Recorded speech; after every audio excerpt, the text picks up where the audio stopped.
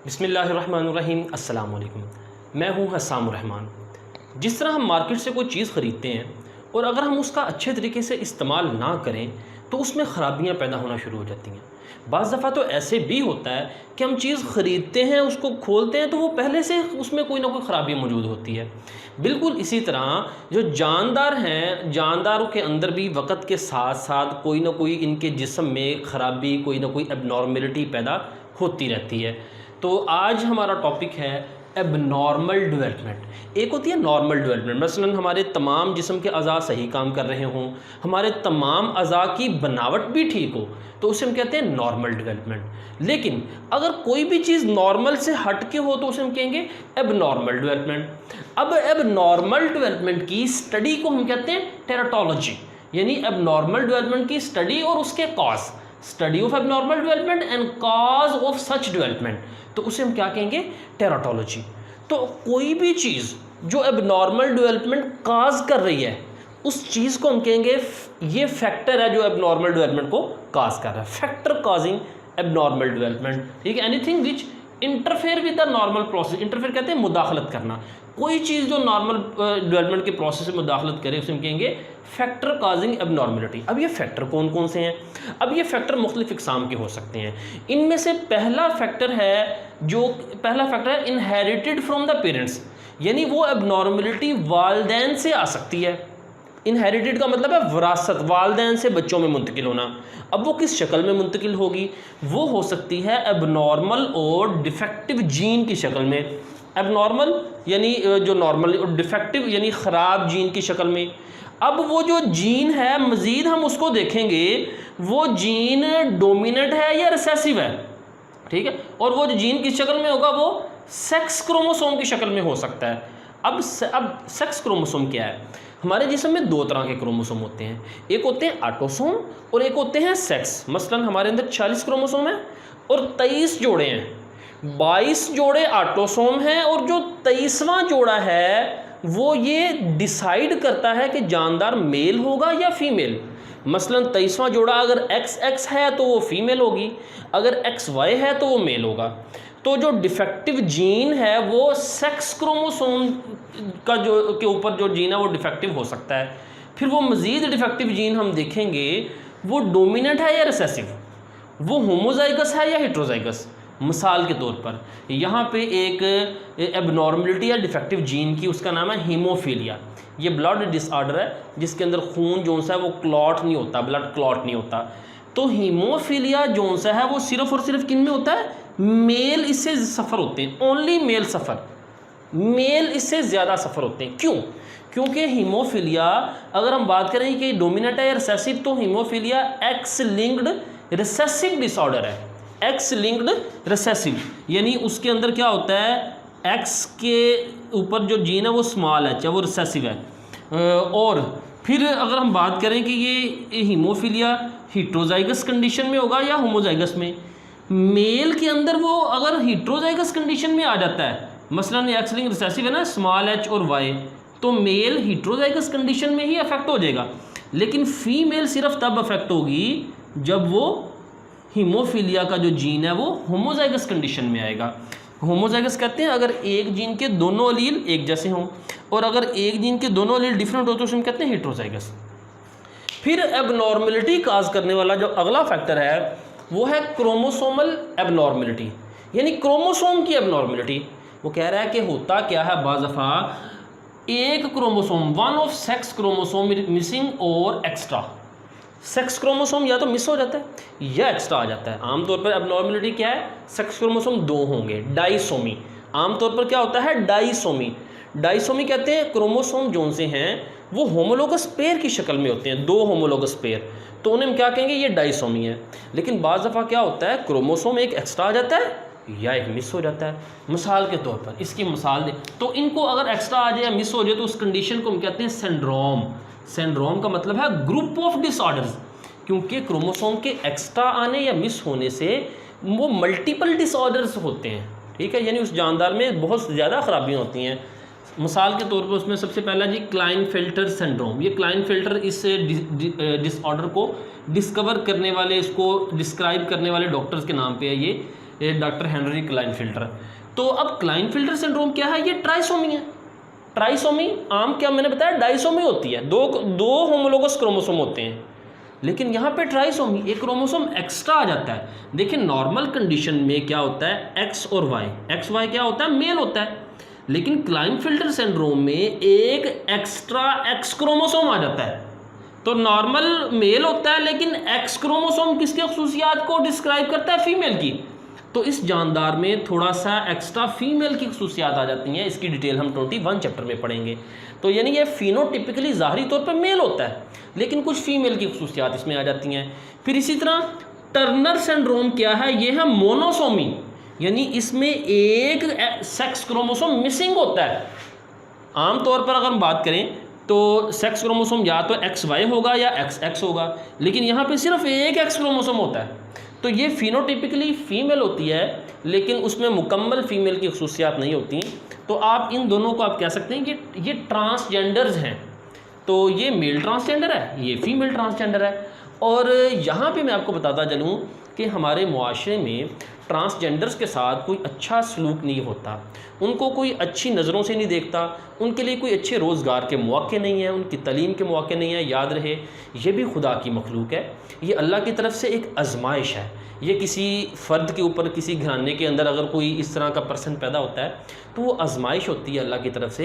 तो आप हम लोगों को पढ़े लिखे होने का सबूत देना चाहिए और उस अल्लाह ताला की तरफ से आजमाइश पे पूरा उतरना चाहिए और इन लोगों के साथ अच्छा सलूक करना चाहिए। फिर उसके बाद आ गया जैकब सिंड्रोम, ये भी ट्राइसोमी है, लेकिन इसमें क्या है, एक्स वाई, यहाँ पे देखिए एक एक्स क्रोमोसोम एक्स्ट्रा आया था, यहाँ पे वाई क्रोमोसोम एक्स्ट्रा आ जाता है। ठीक है, अब वाई एक्स वाई मेल होता है, एक वाई एक्स्ट्रा आ जाने से मेल की खसूसियात ज़्यादा हो जाती हैं, उसमें अग्रेसिवनेस, उसमें टालनेस आ जाता है, यानी वो हाइट लंबी हो जाती है। अग्रेसिवनेस यानी वो बहुत ज़्यादा अग्रेसिव होता है, उसमें गुस्सा ज़्यादा होता है। मेंटल डिफेक्ट यानी वो दिमाग उसका नॉर्मल होता है। फिर वो एंटी सोशल बिहेवियर, यानी उसका बिहेवियर इस तरह का होता है कि सोसाइटी उसको एक्सेप्ट नहीं करती। अब याद रहे इस तरह के जो पर्सन हैं, इस तरह के जो लोग हैं, ये भी वालिदैन के लिए बहुत बड़ी आजमाइश होते हैं। और यहाँ पे नुक्ते की बात यह है कि हमें इनको अल्लाह की तरफ से आजमाइश समझना चाहिए और इन पे सब्र करना चाहिए, और सब्र पे अल्लाह ताला इंशाल्लाह बहुत ज़्यादा अजर अता फरमाता है। बल्कि कोई भी जो डिसऑर्डर है, कोई भी एबनॉर्मलिटी है, वो अल्लाह की तरफ से होती है और वो अल्लाह ताला बंदे को आजमाता है। हमें आजमाइश पे पूरा उतरना चाहिए, इलाज करवाना चाहिए, लेकिन उन मुसीबतों पे, उन एबनॉर्मलिटीज़ पे सब्र करना चाहिए। फिर जी अब वो कह रहा है कि ये जो क्रोमोसोमल एबनॉर्मलिटीज़ हैं ये होती कब हैं? ये होती हैं गैमीट फॉर्मेशन के दौरान या जब गैमीट मिलके जाइगोट बनाते हैं। ठीक है, और माजरत थोड़ा पसीना आ रहा है मेरे चेहरे पे, मैंने पंखा हल्का किया हुआ है ताकि साउंड पे उसका अफेक्ट ना हो, तो उसके लिए माजरत जी। उसके बाद अगला फैक्टर है इन्वायरमेंटल फैक्टर। अब इन्वायरमेंट भी एबनॉर्मलिटी काज कर सकता है। मसलन इन्वायरमेंट में, अब याद रहे इन्वायरमेंटल फैक्टर जो एबनॉर्मलिटी काज करते हैं उन्हें हम कहते हैं टेराटोजिन्स। लेकिन सिर्फ इन्वायरमेंटल फैक्टर नहीं, कोई भी फैक्टर जो एबनॉर्मलिटी काज करता है आप उसको टेराटोजिन कह सकते हैं। तो अब देखिए इन्वायरमेंटल फैक्टर है जी एक आयोनाइजिंग रेडिएशन। आयोनाइजिंग रेडिएशन की मिसाल है मसलन एक्स रेज। अब इनके अंदर बहुत ज़्यादा पेनिट्रेटिंग पावर होती है, ये सेल के अंदर पेनिट्रेट करके आपके जीन को म्यूटेट कर देते हैं। म्यूटेशन, मसलन म्यूटेशन कहते हैं change on DNA, change on gene की तब्दीली। तो आयोनाइजिंग रेडिएशन म्यूटेशन पैदा करती हैं। तो कह रहा है कि ये वेल नाउन टेराटोजेनिक इफेक्ट है इनका। अब ये इफेक्ट इनका होता किस पे है, डेवलपिंग ओवम पे या स्पर्मेटोजोआन। ओवम कहते हैं एग, फीमेल में एग, और स्पर्मेटोजोआन कहते हैं मैच्योर मोटाइल स्पर्म, यानी मेल का जो मैच्योर मोटाइल स्पर्म होता है, जो इस काबिल होता है कि वो स्विम करके फीमेल को जाके फीमेल एग को फर्टिलाइज कर सके, उसे हम स्पर्मेटोजोआन कहते हैं। तो आयोनाइजिंग रेडिएशन का इफेक्ट ओवम पे होता है और स्पर्मेटोजोआन। और वो इफेक्ट क्या होता है, वो आयोनाइजिंग रेडिएशन उसमें क्या पैदा करती है, म्यूटेशन, चेंज, यानी डैमेज और चेंज इन जीन। अब जाहिर बात है जब जीन में तब्दीली आ जाएगी तो जो जीन का काम है वो काम नहीं होगा उस पर्सन के अंदर, और उस हवाले से वो पर्सन क्या होगा, एबनॉर्मल होगा। फिर इन्वायरमेंटल फैक्टर है न्यूट्रिशनल डेफिशिएंसी, खुराक में कमी। याद रखें कि आपकी खुराक में कोई विटामिन या कोई ट्रेस एलिमेंट, विटामिन हम बड़ी थोड़ी मिकदार में लेते हैं, ट्रेस एलिमेंट भी थोड़ी मिकदार में लेते हैं, लेकिन अगर वो थोड़ी मिकदार में भी ना हो तो उसका जिस्म पे इफ़ेक्ट बहुत बुरा होता है। मसलन खुराक में आयोडीन की कमी है तो आपको गलहड़ की बीमारी हो सकती है। इसी तरह किसी विटामिन ए की कमी है तो आपकी आंखें कमज़ोर हो जाएंगी, विटामिन डी की कमी है तो हड्डियाँ कमज़ोर हो जाएंगी। तो वो कह रहा है कि एब्सेंस ऑफ सर्टेन सब्सटेंस, मसलन विटामिन या ट्रेस एलिमेंट्स की एब्सेंस के नतीजे में ये आप कह लें एबनॉर्मलिटी हो सकती है, या आपकी खुराक में कोई टॉक्सिन, कोई जहरीला मादा है, या आप ड्रग्स का इस्तेमाल करते हैं तो इनकी वजह से भी एबनॉर्मलिटी हो सकती है। इवन के टॉक्सिन और ड्रग अगर मदर इंजेस्ट करती है, यानी इवन इंजेस्टेड बाय मदर वो लेती है, मसलन कोई प्रेग्नेंट फीमेल मदर अगर वो लेती है तो उसका इफेक्ट किस पे होगा, affect tissue differentiation in fetus. Fetus कहते हैं 12 week, 3rd month of pregnancy, यानी 12 वीक के बाद बेबी को फीटस कहते हैं। जो with in the female body होता है उसके अंदर मेजर ऑर्गन्स जो से हैं, यानी आप कह लें ऑर्गेनोजेनेसिस हो चुकी होती है, उसके अंदर मेजर ऑर्गन्स बन चुके होते हैं। तो अब वो कह रहा है कि अगर मदर भी टॉक्सिन और ड्रग लेती है तो जो फीटस है, बेबी है, उसके टिश्यू डिफ्रेंशिएशन पे इफेक्ट होगा, यानी उसके सेल एबनॉर्मली किसी ख़ास हिस्से में, मसलन उन्होंने स्किन बनानी है या बोन सेल बनाने हैं तो वो एबनॉर्मली डिफ्रेंशिएट नहीं हो पाएंगे उन सेल के अंदर। और अगर वो हाई डेफिशिएंसी लेती है इन ड्रग्स की तो काज डेथ ऑफ फीटस की डेथ भी हो सकती है।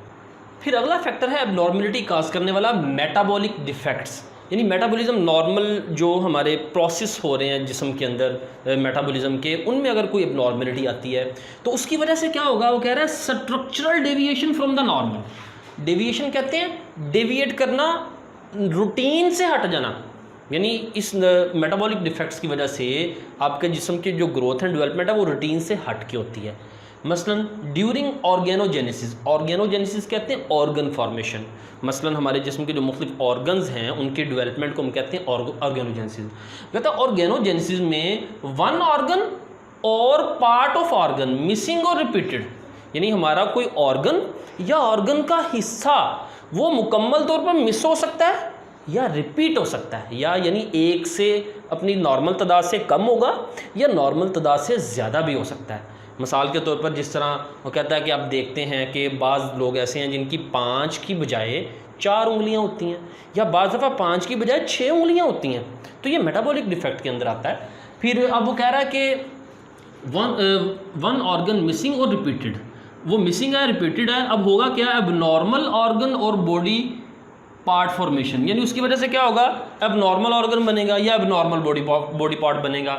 तो such individual born are malformed, तो ऐसे जानदार जिनमें ऑर्गन नॉर्मल नहीं होंगे वो जब पैदा होंगे तो वो क्या होंगे, माल फॉर्म। ये माल फॉर्म कहते हैं किसी भी एबनॉर्मल डेवलपमेंट को हम माल फॉर्म कहते हैं। तो यानी जिनमें ऑर्गेनोजेनेसिस नॉर्मल नहीं होगी वो माल फॉर्म्ड होंगे। ये बड़ा अहम MCQ है। मिसाल के तौर पर इसकी मिसाल है माइक्रोसेफली। अब आप मतलब born with small size skull, तो यहाँ पे ये हमारे एक सितम ज़रीफ़ी ये है कि इस तरह के लोग जो माइक्रोसेफली, जिनका मतलब बाकी का जिस्म मुकम्मल बढ़ जाता है लेकिन स्कल, खोपड़ी का साइज़ छोटा रह जाता है, तो ऐसे लोग जो इस तरह के बच्चे गरीब घरानों में पैदा होते हैं तो कुछ तकरीब कार जहनीत के लोग उनको उन वालिदैन से ख़रीद लेते हैं और फिर उनसे भीख मंगवाते हैं। आपने देखा होगा, तो लोग भी फिर उनको भीख देते हैं, डरते हैं पता नहीं इनसे क्या हो जाएगा। तो ऐसी कोई बात नहीं है भी, ये अल्लाह की तरफ से एक आजमाइश है, एक बीमारी है। हमें उनको भीख नहीं देनी चाहिए, क्योंकि हम उनको जब पैसे देते हैं तो वो दरअसल उनके पीछे जो तकरीबकार लोग हैं जो उनसे वो काम करवाते हैं उनकी हौसला अफजाई होती है। तो ये एक बीमारी है जी, जिसमें जो सर का साइज़ है वो छोटा रह जाता है। फिर है जी क्लेफ्ट पैलेट। क्लेफ्ट पैलेट यानी कटा हुआ हमारा होंठ। आपने देखा होगा कुछ लोगों में यहाँ से आगे से होंठ कटा होता है। अब होता क्या है, इसको गौर से समझिए कि हमारी नेज़ल कैविटी और माउथ के खला के दरमियान ये तालू है। ये मेरा अंगूठा देखें, यहाँ मैं अंगूठा लगा रहा हूँ, यहाँ ये तालू है। ये तालू क्या करता है, सेपरेट करता है हमारी नेज़ल कैविटी और माउथ कैविटी को। अब इस कंडीशन में क्या होता है, इस तालू के अंदर खला होता है और वो खला आगे मुंह तक आता है, जिसकी वजह से होंठ भी कटा नज़र आता है। और उस खला की वजह से बाज़ दफ़ा ऐसे होता है कि हम जो खाना खाते हैं वो हमारी नाक की कैविटी से सांस की नाली में जाने का खदशा होता है। इसको 16 चैप्टर में हम डिटेल से पढ़ेंगे। और इसको हम कहते हैं हैज़ हेयर लिप। हेयर कहते हैं खरगोश को। इसका जो होंठ है ना, जिस तरह खरगोश का होंठ दरमियान से कटा होता है, तो इसका होंठ भी उस तरह का लगता है, इस वजह से हम इसे कहते हैं हेयर लिप। और फिर आखिरी कंडीशन है पॉलीडेक्टाइल, यानी मल्टीपल फिंगर्स, यानी हैंड और फीट, हाथ और पाँव की उंगलियां मोर और लेस देन 5 फिंगर्स, 5 से कम या 5 से ज़्यादा होती हैं। ये लॉन्ग क्वेश्चन आ सकता है, define abnormal development, explain different factors causing abnormalities, या इस तरह से भी पूछा जा सकता है, right A note on abnormal development. फिर बात करते हैं शॉर्ट क्वेश्चन की। सबसे पहला जी डिफाइन टेराटोलॉजी, तो इसका नंबर 1 से आगे नंबर 1 तक इसका जवाब है और अंदर से मैंने ये एक लफ्ज़ कटवाया भी हुआ है। फिर आगे क्वेश्चन नंबर 3 है जी, 2 स्किप है क्वेश्चन, तो ये नंबर 3 दरअसल दूसरा ही है। Right about the abnormal development and caused by defective genes, तो ये नंबर 3 से नंबर 3 तक, इसके अंदर ये MCQ भी बनता है, ये हीमोफीलिया वाला।